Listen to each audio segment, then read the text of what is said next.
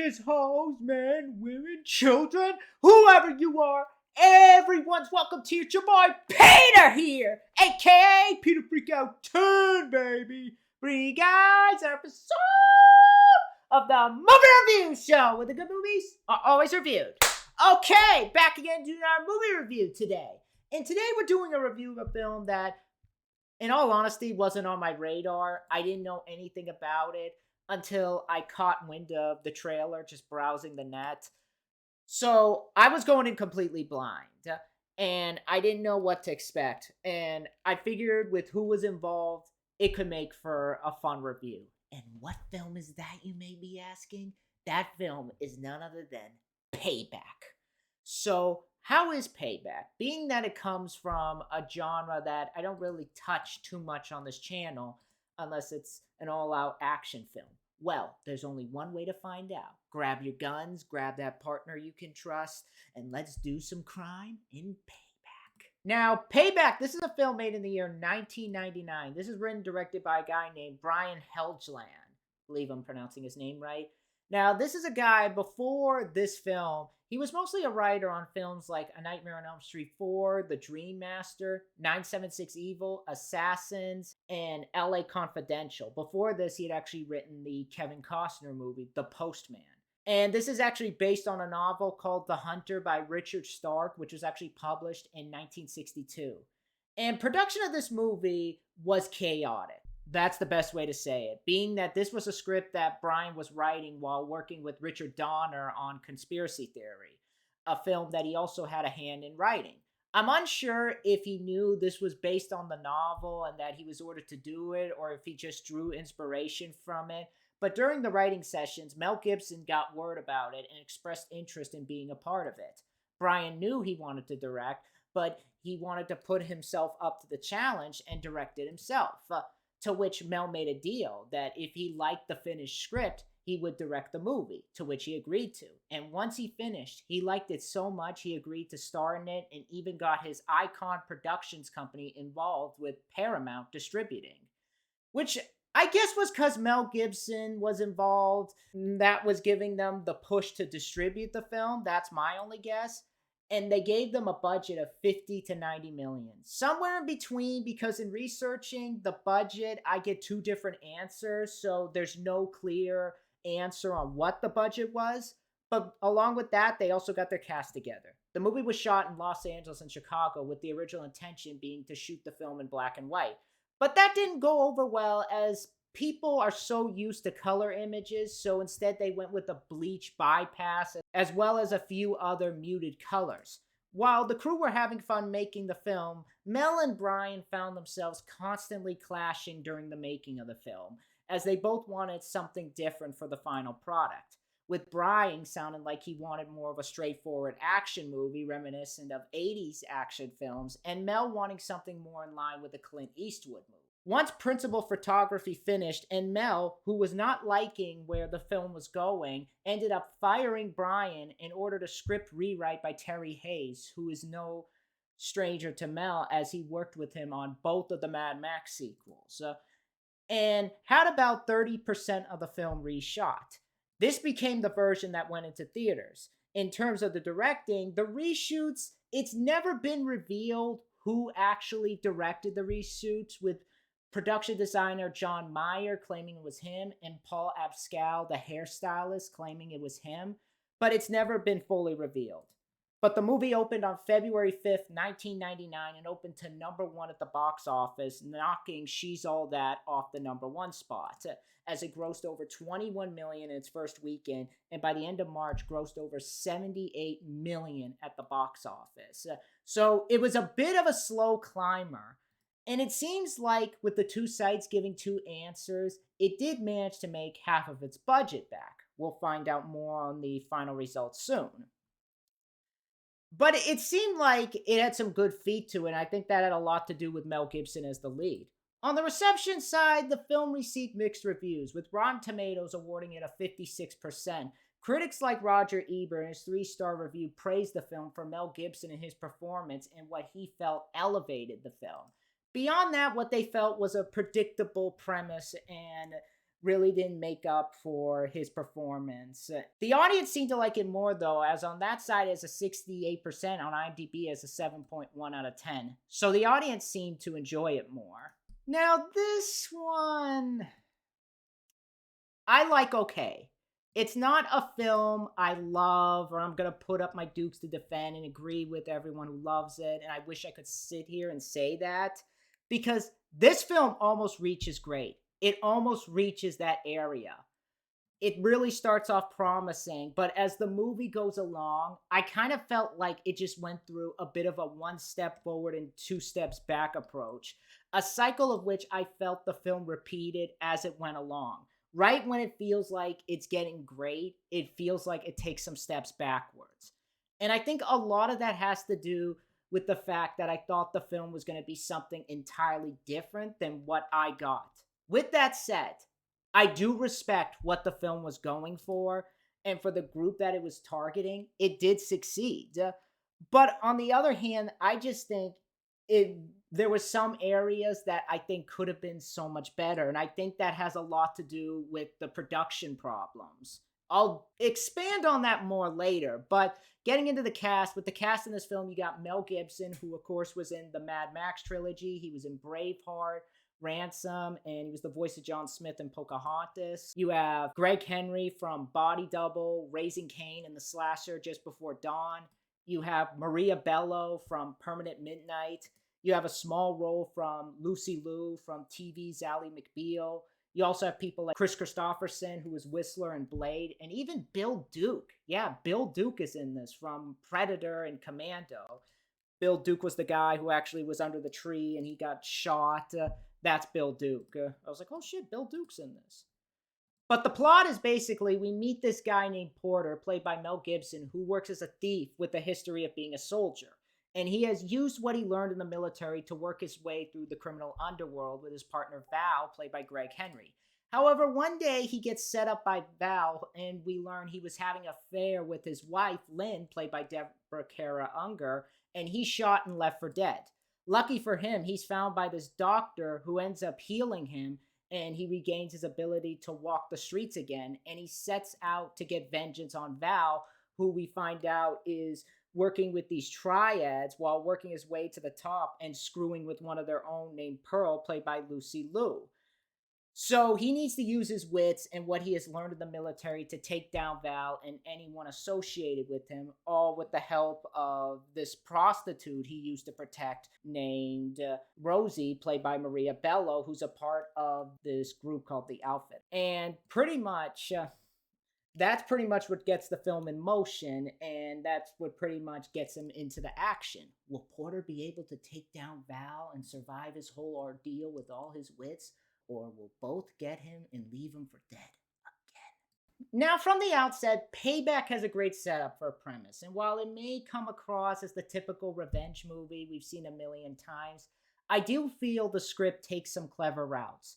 In particular, when it comes to the character of Porter, who's not the typical action hero that we are used to seeing.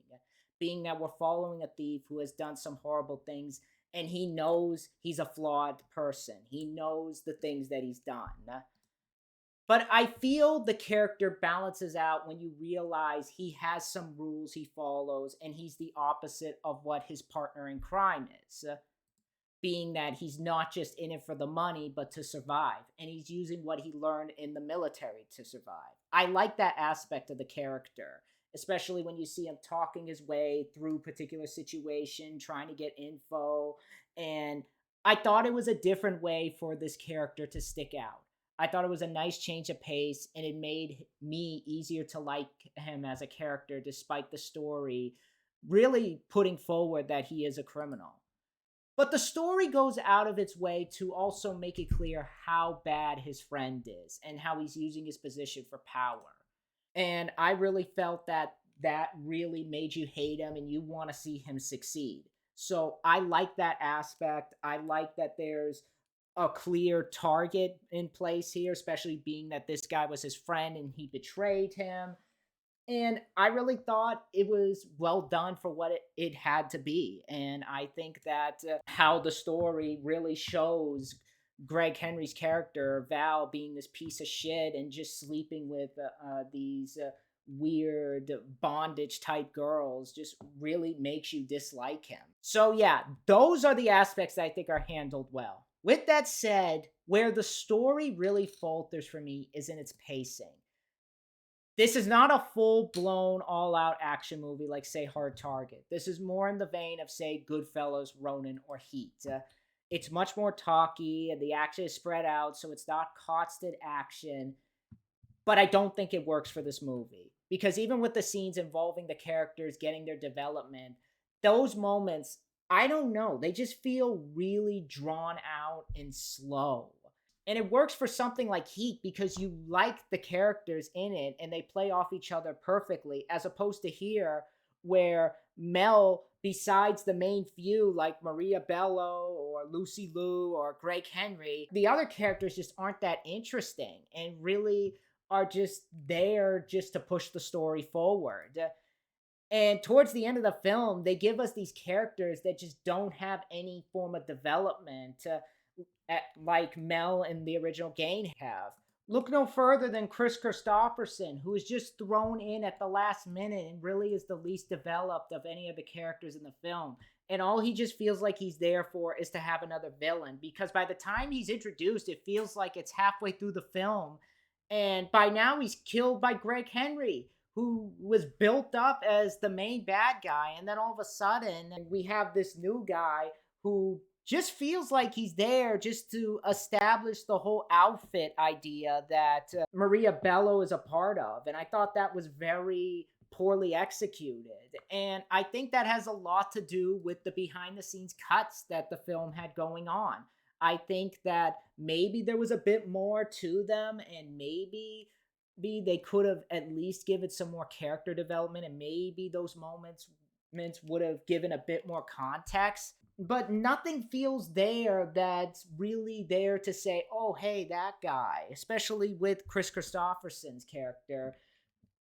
Because by the time he's introduced, he's the main bad guy, and we don't get a sense of a threat that he is, as opposed to Gregg Henry, who we bought as a threat and really felt like he showed how much of a threat that he was to him, especially with how high up on the ladder he is. And on top of that, there's some moments, and there's a lot of areas in the film that they explored that really weren't interesting to me. In the particular, the moments where the movie goes out of its way to establish the outfit that Kris Kristofferson is a part of, and that aspect just feels it was thrown in at the last minute, because it really doesn't have the sense of development that I think it definitely truly needed, and just felt it was there to establish how big the criminal empire is that basically Mel Gibson is facing. And I just didn't buy it. I didn't think it was interesting. I really wish it was about friggin' Gregg Henry and him being face to face and him sending his goons after him one at a time and him using his smarts to outwit them. All it just established to me was that these guys that Kris Kristofferson has and Gregg Henry and the outfit, along with Maria Bello, that they have some sort of connection. I will say this though, what makes up for it is when you do get to the action portions of the film and you see Mel in action fighting these dudes or getting into the shootouts. And it's really those moments when the film finds its footing and it starts to become fun. And I wish it stayed more in that area, or the characters had a sense of an equal amount of expansion along with the action that wasn't overdoing it on either side. Now, with that said, it wasn't a bad story, and I appreciate what it was going for, but I wish it was less of the talky points and more action that really was pushing the film forward, or there was a bit more interesting characters that had an equal amount of balance to their development, because there's some areas where the story came off as really inconsistent. I will say this though, in terms of directing and on a technical side, despite the changes in directing, I do think this is a well-directed film despite the circumstances. I think Brian Helgeland's direction and the mystery director they had both gave the film a consistent look. The shots of the city establishing this sort of urban jungle that our lead is in really set the film in this dark and raw environment. that really looks like you would get lost in. Their uses of the camera in certain moments are handled with a lot of style and energy, giving this noir sort of feel to the film. When the scenes involving action do happen, I think he gets a lot out of the actors they're working with. Mel especially. Those scenes are shot with a great amount of wide angle lens. You get the violence in full view. There's a lot of energy in those moments, especially with the placement of the camera and the movement of the camera. I mean, look no further than the shootout with Lucy Liu, who brings in a posse and they start shooting at Mel and he's ducking, trying to get away, trying to shoot at them. He's under the car. Or the moment when he finds Gregg Henry for the first time in a while and he attacks him in his room and he goes to town on his ass in a really painful and crowd-pleasing way. You really feel the punches and hits. That being said, the only thing I don't like about the direction is the color scheme. And I know that the intention was to make it in black and white, but instead they went with this because they wanted to appease modern moviegoers. But it really wasn't to my liking, and I got a headache just looking at it. I got sleepy. I didn't find it to be an appealing look, especially with how drab and how there's some shots that look really out of focus, and it just was boring to look at. And the fact that I was getting a headache really says a lot. And I know that's the point, but it just really wasn't to my liking. I do find it weird that they didn't want there to be black and white sort of action film, especially in like when in 1994 we had Clerks, which was black and white, yet a lot of people went to see that. So it doesn't matter if a film is black and white or not. It matters is that if it's a good film or not. That element holds some points back in what is still a well-made film, I'll say. But the one area I won't have anything to complain about is the acting. And you start the acting off with Mel Gibson. Regardless of how you feel about the guy in his personal life and the stuff he says, the guy's a tremendous actor and director. And this pushes that further. I think he's great as Porter. He really embodies this tough and hard-ass persona that he gives to the characters, like Mad Max perfectly. I like this sort of noir gruffness in his voice, kind of contributing to his character being in this noir setting and monologuing to himself, and how he has to work his way to his old partner. I thought Mel played it great. You could buy this guy in the military, and the fact that from what I looked like, he was in a good chunk of the action set pieces and doing his own stunts. And when he does share the screen with other cast members, I think he does a good job playing off them. Gregg Henry especially, who's a very underrated actor, or at least to me. I thought he played a good douche, someone you love to hate. He really gives the character this slimy, stuck-up, and cocky side that you just want to smack the shit out of him.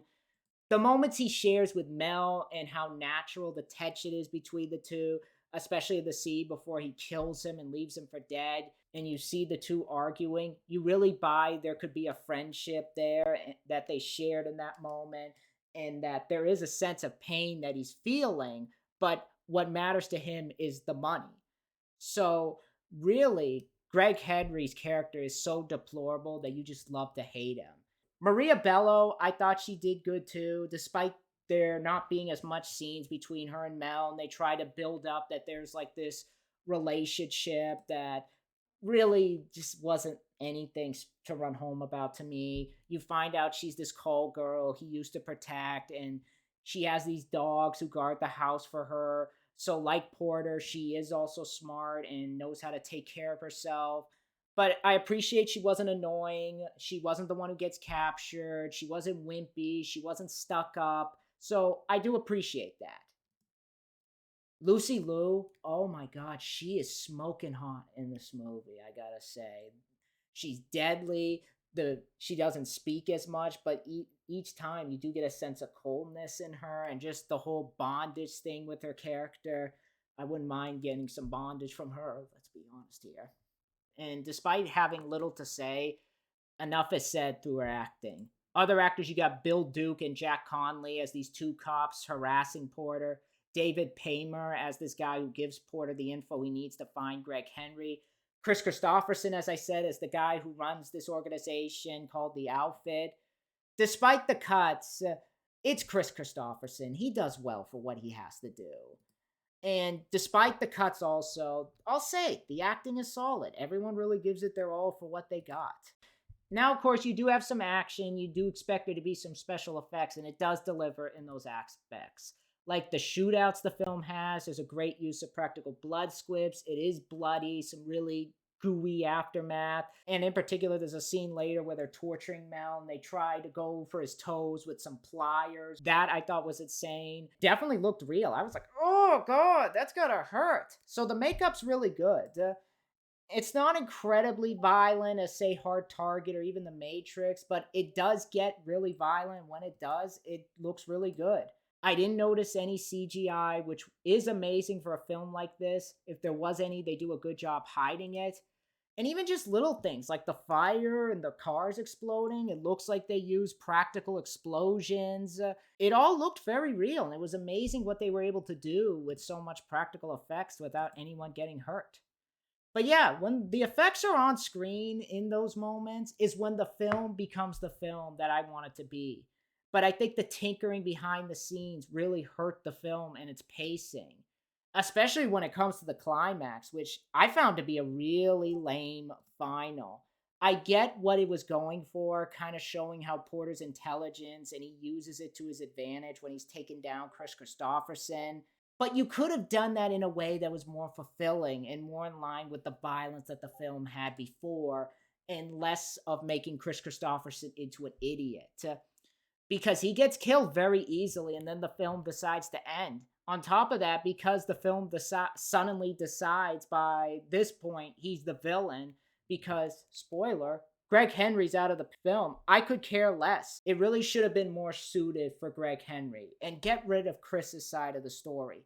Like, have Kris be a sort of mentor to Gregg Henry. Have him be someone who Gregg Henry knew and he goes against him. And that pretty much is when he decides to take over the outfit. It really didn't seem like his character had any buildup, and that's why I don't find the final as rewarding as it could be. Maybe if there's another cut of the film and they add some stuff, maybe a new cut will help, but I don't think it works for what we have here.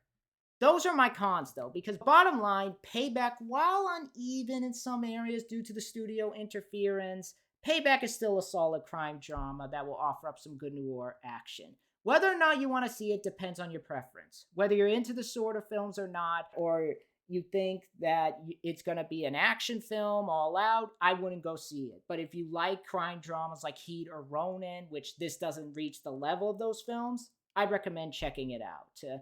But again, steer clear if you think it's going to be an all-out action film. For me, I can't reward it any more than a 6.9 out of 10. Again, I'm not saying it's a bad film. I'm not going to say it's this piece of trash, which I didn't say throughout this whole review. I just wish it was more the film that I wanted.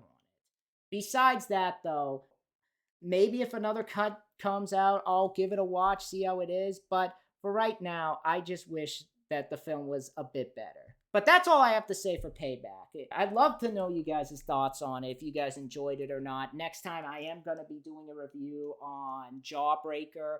That will be coming soon, just writing that up now. So be on the lookout for that. I will do a review on 8mm. That's one I really want to review because I have a lot of things to say. But for right now, that's pretty much it for this video. I will see you guys later. Let me know in the comments below what you guys think of Payback. Did you guys enjoy it? Did you guys like it? I'd love to know you guys' thoughts down below. Be sure to rate, comment, and subscribe, and I'll see you guys next time. Bye.